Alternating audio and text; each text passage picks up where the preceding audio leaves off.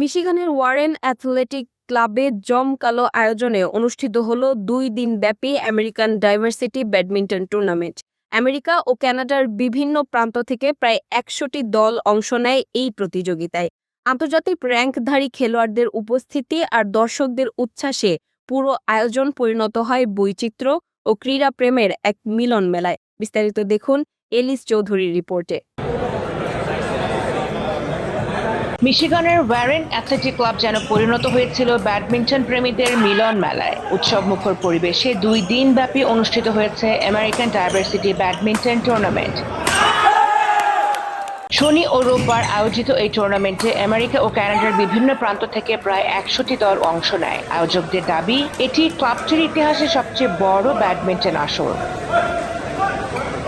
Bharat, Indonesia, চীন ও বাংলাদেশের আন্তর্জাতিক র্যাঙ্কধারী খেলোয়াড়দের অংশগ্রহণ টুর্নামেন্টে যোগ করে বাড়তি আকর্ষণ। 2 দিন জুড়ে বিপুল সংখ্যক দর্শক মাঠে এসে উপভোগ করেন প্রতিদ্বন্দ্বিতাপূর্ণ ম্যাচ। খেলোয়াড়দের দক্ষতা, দর্শকদের উচ্ছ্বাস আর নানা সংস্কৃতির উপস্থিতিতে আয়োজনটি হয়ে ওঠে সত্যিকারের ডাইভার্সিটির প্রতিচ্ছবি।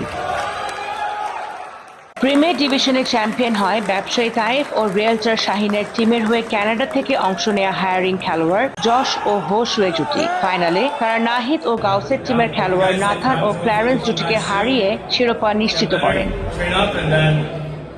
এ ডিভিশনে চ্যাম্পিয়ন হন মিশিগান ইউনিভার্সিটি ডিউক ও রাহুল জুটি। বি ডিভিশনে শিরোপা জেতেন ওয়াহর তাহমিদ ও জাকির জুটি। আর সি ডিভিশনে চ্যাম্পিয়ন হন শফি ও রাফি জুটি।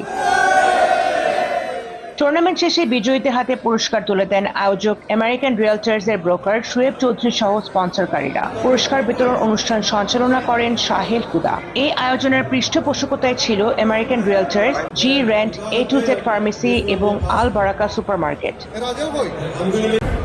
আয়োজকদের আশা, ভবিষ্যতে আরও বড় পরিসরে এই টুর্নামেন্ট আয়োজন করা হবে। Alice Chowdhury, America Bangla.